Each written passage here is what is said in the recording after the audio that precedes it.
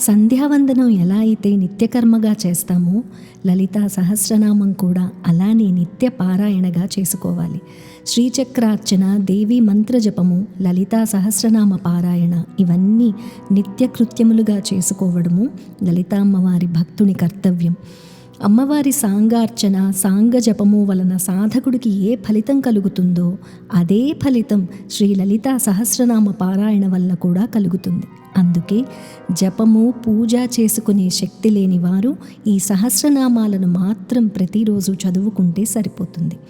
అయితే దేవీ ఉపాసనలో లలితా సహస్రనామాలతో పాటుగా ఇతర దేవతా స్తోత్రములు కూడా చదువుకోవాలి. అలా చదవడం వల్ల భక్తునికి సాధనా మార్గంలో అభివృద్ధి కలిగి మరింత సులభంగా లలితా కటాక్షం లభించడానికి మార్గం దొరుకుతుంది.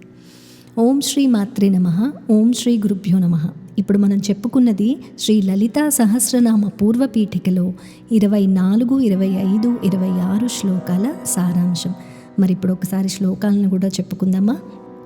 సాంగార్చనే సాంగజపే యత్ఫలం తదవాప్నుయాత్ ఉపాసనే స్తుతిరన్యాః పఠేదభ్యుదయో హి సహ ఇదం నామ సహస్రం తు కీర్తయేన్నిత్యకర్మవత్ చక్రరాజార్చనం దేవ్యా జపో నామ్నాం చ కీర్తనం భక్తస్య కృత్యమేతావదన్యదభ్యుదయం విదుః భక్తస్యావశ్యకమిదం నామ సాహస్రకీర్తనం.